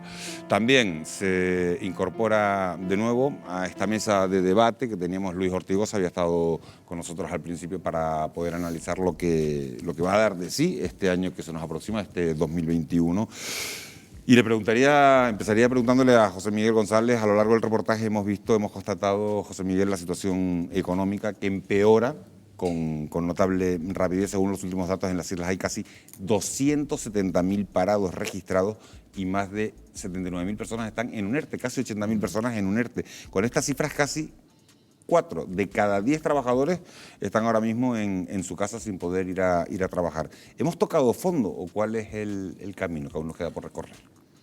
Probablemente no hemos tocado fondo por una sencilla razón de que vamos a tener que coexistir con una situación similar durante los próximos 6 meses. Es decir, no hay un problema económico de estructura, es decir, cuando se plantean los debates ventajistas de que nos tendríamos que haber dedicado a otra cosa, ahora mismo una crisis sanitaria afecta a todos los sectores económicos de forma transversal y obviamente aquellos sistemas económicos que dependen mucho de la movilidad de las personas se ven mayormente afectados. La especialización productiva no es un pecado, es una necesidad y sobre todo aquellas economías de pequeña dimensión como es la economía canaria. A partir de ahí, como decíamos, vamos a tener que coexistir con una situación hasta que no esté mayoritariamente resuelto el problema sanitario y eso es desde el punto de vista de las medidas de higiene y distanciamiento más la vacunación y por lo tanto como mínimo el primer semestre del año probablemente el incremento del desempleo va a continuar porque pese a que ha subido en los datos que se planteaba antes, en diciembre de 2020 el paro registrado, ha habido un tímido incremento también en los cotizantes a la Seguridad Social, todavía muy lejos de lo que se había planteado en 2019 y ese incremento de los cotizantes a la Seguridad Social es muy probable que en el primer trimestre del año vuelvan a descender. Hay una señal, Leopoldo, muy significativa de la situación que estamos viviendo, que es esta pasada campaña navideña. Hay mucha gente que ha visto disminuir su capacidad adquisitiva y a ellos se unen los que teniendo su trabajo están temerosos a gastar su dinero porque la situación se les pueda complicar y ese pánico social desde luego no ayuda a reactivar la economía. Obviamente no, lo sabrá mejor José Miguel, pero vamos, está claro que la actitud de las personas y ante la incertidumbre del futuro está haciendo que dosifiquen un poco sus propias rentas. La situación económica personal que las personas declaran en el último índice de confianza al consumidor, que ha salido publicado también hace unos pocos días, una de las cosas que decían es que la situación actual a nivel económico ha bajado y el índice está en 60 puntos, cuando la media tenemos a 100 para estar ni bien ni mal, estamos en 60 puntos y ha bajado de 70 y algo a 60, pero en la situación actual está en 30 puntos, estamos en una situación crítica. la parte positiva es que el índice de confianza en los hogares está en expectativa positiva y ha mejorado respecto a diciembre del año anterior. Quiero decir que no sé si es por la época en que se preguntó, que en diciembre, en las Navidades, siempre apuntan a un espacio más, un poco de felicidad, pero la pregunta en sí hace que la perspectiva futura de expectativas en los hogares, no en la situación general económica, sino en los propios hogares, sea más positiva que en diciembre del año anterior. Mañana aquí se conjugan dos elementos. Primero, que hay una limitación al endeudamiento por esa incertidumbre y un histórico incremento del ahorro.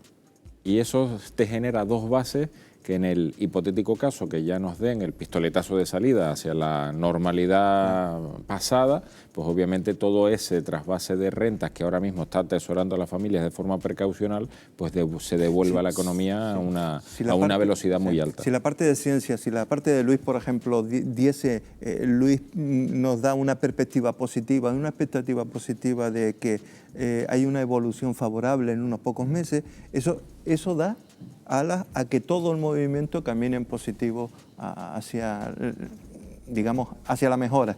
José Miguel, mañana comienzan las negociaciones para la prórroga de los ERTE. El Ministerio de Trabajo ha anunciado que se hará en los mismos términos que la regulación actual. ¿Es suficiente o es necesario dar un paso más? ¿Se está quedando corto en Canarias el llamado escudo social? Bueno, ese escudo social se ha planteado prácticamente durante 3 meses consecutivos en relación a unas 80.000 personas, 85.000 personas, es la cifra que hay. 85.000 personas porque son las actividades económicas que han sido incorporadas en la última regulación. Aquí lo que hay que intentar, entendiendo que hay un alto coste social, alto coste social quiere decir desde el punto de vista de recursos públicos que hay que destinar, es que o se destinan de esta forma o se destinan ya a través de prestaciones por desempleo por extinción definitiva de un contrato. Por lo tanto, es un vaso comunicante de recursos. Aquí lo que habría que establecer es un horizonte temporal más amplio que ofreciera mayor certidumbre a la planificación. Las empresas no quieren tener a personas en ERTE, las personas no quieren estar en ERTE de forma voluntaria. Lo que pasa es que hay una situación económica que a nadie se le escapa, que no puedo plantear un 100% de mi actividad productiva porque es que mi demanda al otro lado del mostrador no está a ese porcentaje. Claro, la gran pregunta que todos nos hacemos es si 2021 va a ser el año de la reactivación económica en un momento donde tenemos todas las esperanzas puestas en las vacunas. Wendy, tú tienes algunas respuestas a esta difícil cuestión, ¿es así, no? Así es, Miguel Ángel. Bueno, con la llegada de la vacuna, como bien decías, pues muchos creen ver la luz al final del túnel y esperan que este año pues la economía salga del pozo en el que la ha metido el coronavirus. Sin embargo, la recuperación en Canarias será lenta. Así lo explica la doctora en Economía Beatriz González. Escuchen. Todos los organismos coinciden en que, en primer lugar, la recuperación en Canarias va a ser más lenta que la nacional y, en segundo lugar, que va a depender de factores exógenos a nosotros. Concretamente la situación europea. No hay que esperar antes de mitad de 2021 un inicio claro de recuperación económica. Y a partir del tercer trimestre, es decir, a partir del 1 de julio, podríamos esperar encontrar una reactivación. También le hemos preguntado cuándo recuperará Canarias los niveles previos a esta crisis provocada por la COVID. Esta es la previsión que ha hecho. Hasta 2023 posiblemente no recuperaremos el nivel de PIB que teníamos en 2019. Recuperaremos en 2021 más o menos el 9,9% y en 2022 el resto hasta llegar de nuevo al nivel de 2019. Como hemos escuchado, pues todo indica que la reactivación económica en Canarias llevará su tiempo y los niveles del PIB anteriores a la crisis pues no se recuperarán hasta el año 2023. Miguel Ángel, será entonces en ese tercer trimestre cuando quizás empecemos a ver esa reactivación, ¿no? Un poco de luz en cuanto a la economía. Bueno, pues son cifras, son datos, José Miguel, que nos ponen. ¿Va a ser el año de la recuperación? Hombre, son plazos perfectamente coherentes por lo que decíamos antes de la resolución sanitaria de un problema. Es decir, segundo semestre del año ya van a haber atisbos de recuperación. Como decíamos, las familias y empresas con menos nivel de endeudamiento y mayor capacidad de ahorro, devolver nuevamente a la economía, pero estamos hablando de un plazo de 2 años para volver a la época pre-COVID. Exactamente, pero no son los 15 que se tarda en una crisis financiera, por ejemplo. Por eso decíamos que esta iba a ser muy intensa, pero con menos durabilidad de lo que sería de otras naturalezas. Pero claro, la mayor intensidad también le ha ofrecido mayor gravedad, porque ha afectado de forma más profunda tal vez a un contingente menor de personas, pero de forma más consecuente a la hora de poder aflorar y mejorar su situación. La verdad es que de todas formas yo creo que sí que es bueno también tener una referencia de comparativa con la anterior crisis. Ya precisamente mencionando la crisis financiera, afortunadamente ahora los estados se han dado cuenta, hasta incluso el FMI ha dicho que la receta de la austeridad, la receta de poner el cinturón de alguna forma, no iba a ser la adecuada.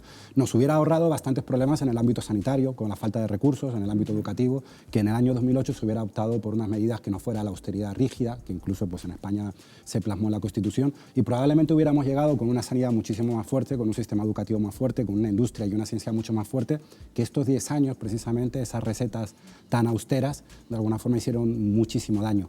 Afortunadamente aquí por lo menos se está intentando salvar o intentar no dejar aislado o no dejar apartado todo ese sector de la población que evidentemente que en el año 2008, 2009, 2010 sí que se quedaron al margen. Estaba hablando, Samuel, de que hay que comparar la crisis para saber un poquito, Leopoldo, y sociológicamente yo pregunto, vivimos una situación, una crisis muy dura, la que siguió una lenta recuperación, y ahora esta pandemia nos está volviendo a poner a prueba. ¿Somos suficientemente resilientes o crees que socialmente esta crisis nos va a pasar factura? No, nos está pasando factura emocionalmente, personalmente y familiarmente. Esto no cabe duda y nos va a dejar huella, porque hay hasta un 10% de personas dice que le va a cambiar su vida. 1 de cada 10 dice que su vida ha cambiado y que va a cambiar de forma inexorable, porque esto le ha afectado en todos los planos. Le ha afectado en el plano personal, en el plano económico y en el plano familiar. Y siempre hay 1, 2, 3 que conocemos a 1, 2, 3, 4 que tienen problemas económicos, los ERTE, los problemas de desempleo, el futuro incierto, y 6 meses por delante todavía. Son muchos meses para comunidades como la nuestra, que hemos vivido y estamos viviendo de un turismo masivo y de millones de turistas en Canarias, en todas las islas, podamos salir rápidamente. No tenemos una situación económica que nos permita avanzar un horizonte positivo. ¿El temor a una fractura social irrecuperable es real? Sí, por supuesto. Es decir, se decía antes, 2008, que el 6% del PIB, sobre todo el sector de la construcción, que era el sector más sobreendeudado, cayera, era importante y generó mucha fractura social. Los ERTE, por ejemplo, fueron un mecanismo de habilitar políticas pasivas en 2012, justamente para llevar a cabo esa cautelar suspensión de un contrato, aunque, bueno, repito, era el 6% del PIB. El 35% del PIB es matemáticamente mucho más importante ya no solo por el negocio que genera, sino por el número de personas que aglutina laboralmente. Claro que es real, por eso hay que incorporar políticas pasivas de empleo, que son las que se están garantizando las rentas a la familia. Hay 2 pilares sobre los que se ha sustentado el entecimiento, esta hibernación social del problema, que es liquidez a las empresas para que su activo circulante se pueda seguir financiando. Cuando hablamos de eso es pagar a los proveedores, pagar los alquileres, pagar los seguros sociales, aplazamiento tributario y después también garantía a través de prestaciones, incluso sin tener los periodos de carencia necesarios para poder obtener una prestación por desempleo, en este caso, pues bueno, pues habilitar todo ese tipo de circunstancias. Aquí lo que se ha valorado es la solidaridad social, es decir, al igual que nosotros se nos pide ser solidarias con las generaciones futuras desde el punto de vista de la conservación medioambiental, ahora las generaciones futuras tienen que ser solidarias con nosotros desde el punto de vista del sobreendeudamiento terrible que vamos a soportar. Pero es que la alternativa es pagar la misma cuenta sin ningún tipo de retorno. Hay otra cuestión añadida, que es el tema de la solidaridad familiar. Aquí estamos sustentando, muchas familias se están sustentando y apoyando mutuamente entre ellas para poder sobrevivir y conllevar esto de una manera más sensata. O sea que la parte de resiliencia, la parte de fortalecimiento es una parte de fortalecimiento familiar, no es individual, no es una cuestión solamente individual, sino están implicadas todas las familias. No, yo me he mantenido callado escuchando toda esta parte económica y me parece muy interesante. Lo que pasa es que se está dando, yo creo que se está dando un margen hasta junio para volver a reactivarnos, y de aquí a junio queda mucho tiempo y todavía quedan meses ahora mismo de crisis sanitaria importante, social y económica, evidentemente.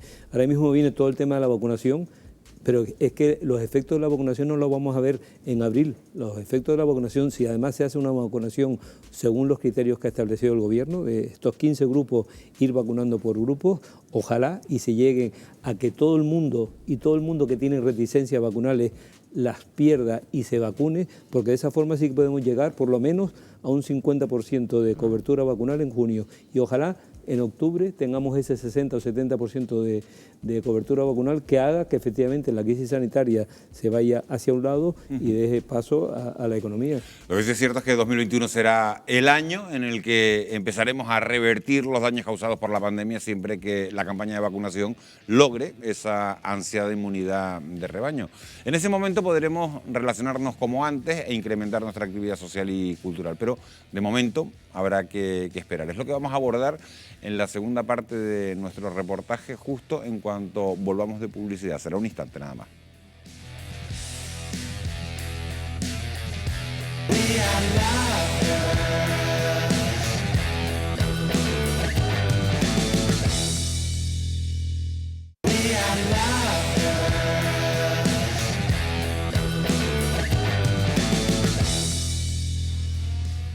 Seguimos en directo en Fuera de Plano en Televisión Canaria. Son las 11:02 de la noche. Seguimos hablando de las consecuencias de qué nos va a deparar este 2021 en mitad de esta situación de pandemia con sus consecuentes repercusiones económicas. Sí queremos decirles que se ha producido un accidente esta noche en Agaete. Hay un barco encallado de la compañía Fred Olsen. En Agaete han salido algunos remolcadores de Las Palmas de Gran Canaria para intentar, proceder a las labores de rescate del buque. Hay 59 pasajeros dentro del barco y 19 tripulantes. No hay que, de momento, las informaciones que nos llegan confirman que no hay heridos. Los servicios informativos de Televisión Canaria están trabajando para ofrecerles un programa especial, un avance informativo en cuanto termine Fuera de Plano. Nosotros, entre tanto, seguimos con nuestro programa. Estábamos hablando de las restricciones a la movilidad y también a la interacción social, porque están marcando el inicio de este 2021 después de 10 meses de pandemia en los que se ha disparado el consumo de ocio y de la cultura a través de los dispositivos digitales. Pero este trasvase de lo presencial a lo virtual también ha dejado víctimas en el camino. Lo vamos a ver, como digo, en la última parte de nuestro reportaje.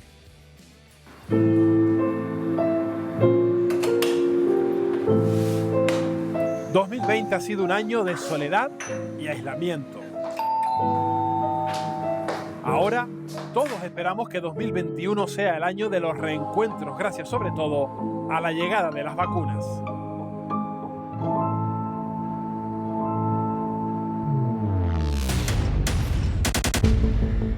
No es fácil esperar que las vacunas nos vayan a resolver todo el problema de ninguna manera. Hablan algunos estudios de que sería necesario tener inmunizado a tanto como el 70% de la población.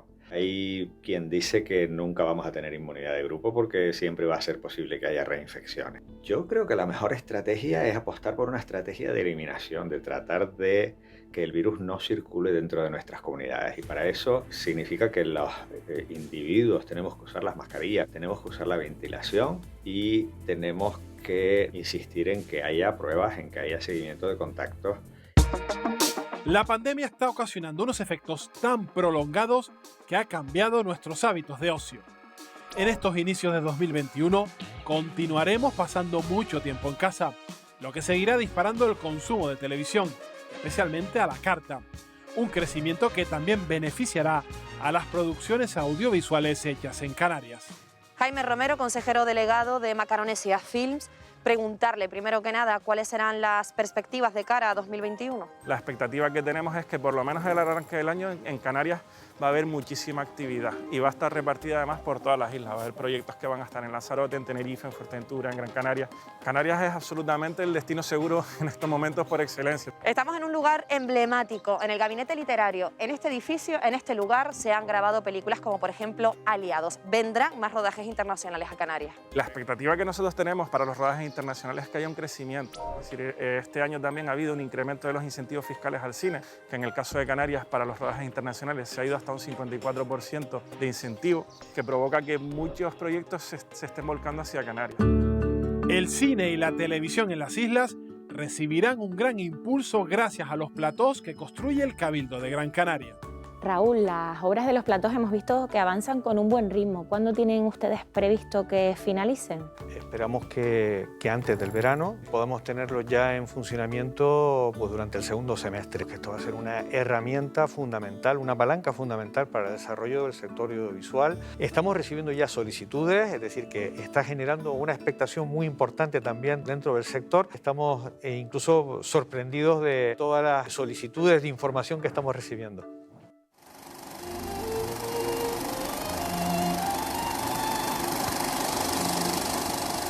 Lo peor de esta transferencia del ocio del exterior al interior de los hogares es que poco a poco lugares emblemáticos donde se socializaba van desapareciendo. Es el caso del Cine Monopol en Las Palmas de Gran Canaria, que no pudo sobrevivir a la pandemia.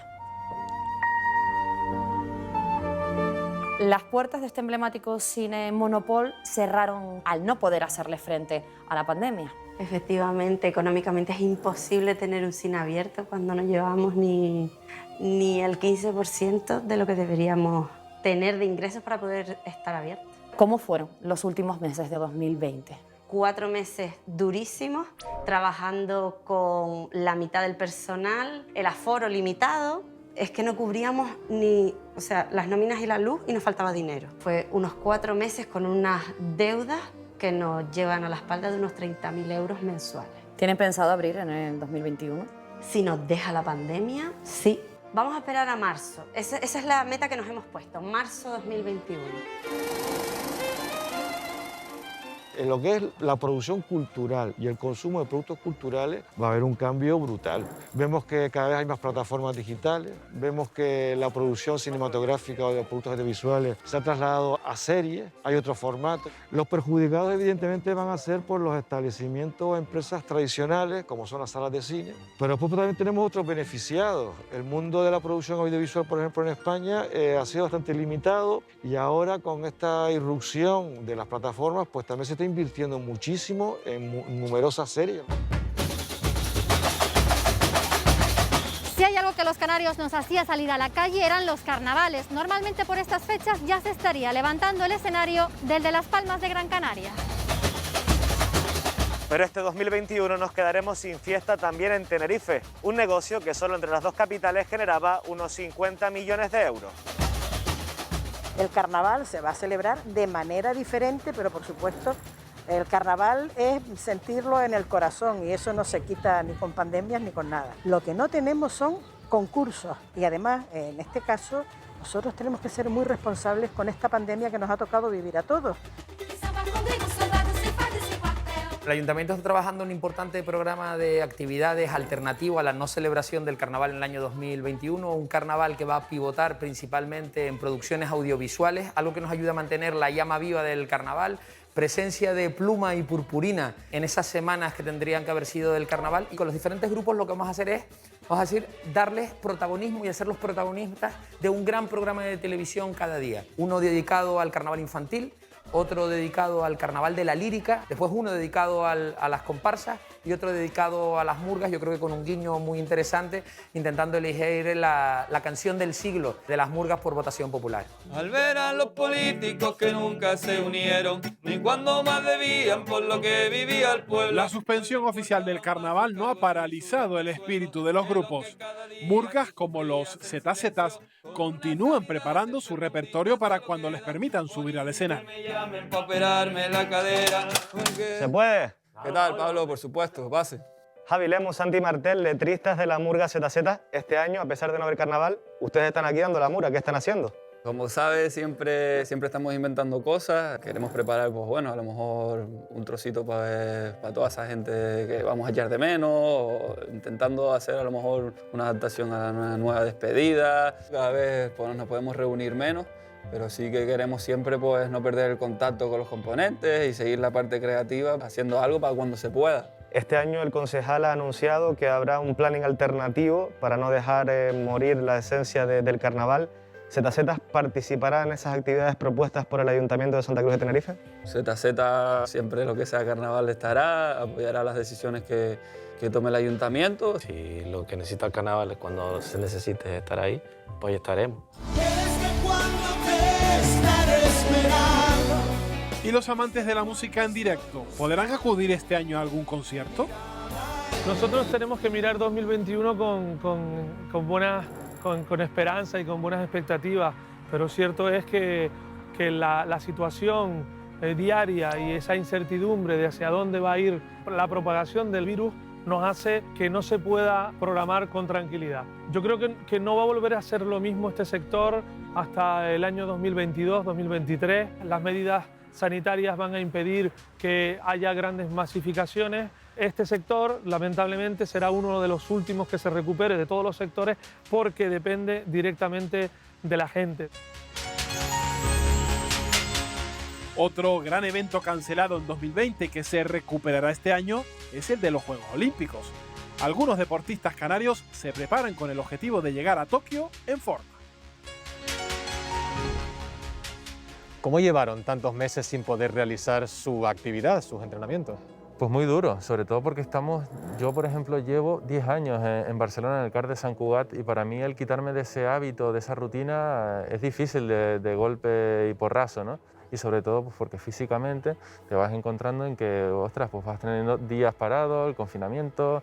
Gracias al Cabildo de La Palma pues me cedieron pesas y algo de material y en mi azotea de mi casa pues pude hacer unos entrenamientos pues, acordes a lo que podía. La principal decepción, Tokio 2020, no podía estar en esas Olimpiadas, ahora teóricamente aplazadas a 2021, confían en que esta vez sí se puedan realizar. Lo que quieren hacer es, desde luego, con muchísimas medidas, ¿no? Quizás pues, pruebas cada 5 o 6 días en la villa, minimizar todo el contacto físico que podamos tener los deportistas, también con familiares. Eventos deportivos, culturales, conciertos, los seguiremos viendo desde casa en estos inicios de año. Pero aunque la sombra del coronavirus es alargada, 2021 traerá vientos de cambio. Será el inicio para recuperar nuestra antigua normalidad. Bueno, pues ya hemos visto que vamos a tener que esperar para normalizar la situación en los sectores de ocio y también en la cultura, pero bueno, les quiero preguntar prácticamente a modo de conclusión si esperan que en el 2021, aunque sea en el segundo semestre, vamos a poder retomar esa normalidad que teníamos antes de asistir a encuentros, no sé si multitudinarios, pero desde luego con bastante más gente o no. No lo veo una cara de pesadumbre. Oyendo lo que comentó Luis antes del tercer trimestre del año, pero ya si tenemos la inmunidad de rebaño en verano o no, tampoco que no lo ha dicho, ha dicho que es muy Yo creo que hay que ser poco. prudentes, ¿eh? Yo creo que hay que ser prudentes, no levantar campanas al vuelo y sobre todo porque si somos excesivamente triunfalistas pasa lo que está pasando, que se baja la guardia y no podemos bajar la guardia. Ahora mismo resulta que tenemos vacunas, pero las vacunas vamos a ver los efectos, lo insistimos, en 6 o en 8 meses, con lo cual mientras tanto tenemos que mantener totalmente todas las medidas que estamos diciendo. ¿Te atreves a dar una fecha, Luis Ortigosa? No soy no soy adivino y yo creo que hay que ser prudente. Ojalá y en el último trimestre podamos tener cotas de mayor normalidad que la que tenemos hoy. Pero yo no me arriesgo a decir que en el 2021 vamos a llegar a recuperar la normalidad que teníamos en el año 2019. ¿El sector cultural podrá recuperarse, Samuel, desde tu punto de vista? Sí, yo creo que hay ansias de cultura, ¿no? Pero bueno, me preocupa más otros sectores, como al principio del reportaje, al final de la primera parte, el tema medioambiental, que lo dejamos siempre como en segundo plano. Al fin y al cabo queremos vivir nuestra vida y la normalidad que teníamos antes, la verdad es que era bastante anormal. No es sostenible el modo que vivimos y por mucho que queramos que con esta esta pandemia vamos a aprender a ser un poquito más sostenibles, a tomarnos la vida cuidando el planeta, determinado tipo de propósitos. Lo hemos visto que a las primeras de cambio en verano y ahora en Navidades queremos volver a ese desenfreno de vida que probablemente no sea normal ni desde luego para el planeta sea lo más adecuado. Leopoldo Cabrera, sociólogo, ¿hemos aprendido algo de todo esto? Yo creo que sí, que hemos aprendido un poco todo lo que tiene que ver con la parte de solidaridad social, pese a lo que se diga, a que se diga lo contrario. Yo creo que la gente se ha comportado en general, a grandes rasgos, de forma general, bastante bien, mejor de lo que yo podría pensar. Es verdad que hemos tenido momentos de sobresaltos pero aquí en Canarias creo que el comportamiento ha sido mucho más cívico de lo que cabría esperar en un principio, desde mi punto de vista. ¿El año de la recuperación económica? No todavía, 2 años. No, segundo semestre, es decir, van a haber vasos comunicantes, a mayor vacunación y autodisciplina social, mejor comportamiento del crecimiento económico. Es decir, parte de la solución también está en nuestras manos. Bueno, pues vamos a ver si es así. Desde luego mantener esas medidas de seguridad y no relajarnos, sobre todo, que parece que es donde están todos los problemas. José Miguel González, gracias por acompañarnos. Leopoldo Cabrera, Luis Ortigosa, un auténtico placer. Samuel Toledano, gracias por acompañarnos. Gracias a ustedes por estar ahí. Recordarles ese incidente antes de marcharnos, ese accidente que se ha producido en un barco de Fred Olsen que trataba de atracar en el muelle de Agaete y que por el temporal, por esa mala mar provocada por la borrasca Filomena, ha tenido problemas. Hay 59 pasajeros a bordo, todos ahí están viendo imágenes de ese barco encallado en una baja en Agaete, un barco que va a ser remolcado por varios remolcadores de salvamento marítimo que han salido del puerto de La Luz y de Las Palmas y que se están dirigiendo hacia esa zona del norte de Gran Canaria, hacia la costa de Agaete, para poder devolver el barco de Fred Olsen a su puesto de atraque en el muelle. Como decimos, hay 59 pasajeros a bordo, 19 tripulantes, todos se encuentran en perfecto estado de salud, también lo ha confirmado la compañía, y nuestros compañeros de los servicios informativos de Televisión Canaria están trabajando para ofrecerles justo dentro de unos minutos un especial avance informativo en el que van a poder ver todas esas imágenes que hemos ido recopilando a lo largo de la tarde-noche desde que se produjo el incidente, y van a poder oír a Andrés Marín, al director general de la compañía de Fred Olsen, y también a Federico Trillo del Servicio de Emergencias del Cabildo de Gran Canaria. Por nuestra parte es todo. Agradecerles la atención prestada un jueves más aquí en Fuera de Plano e invitarles a que sigan en Televisión Canaria para poder tener toda la información en ese avance informativo. Gracias por su compañía, que tengan ustedes una muy feliz noche.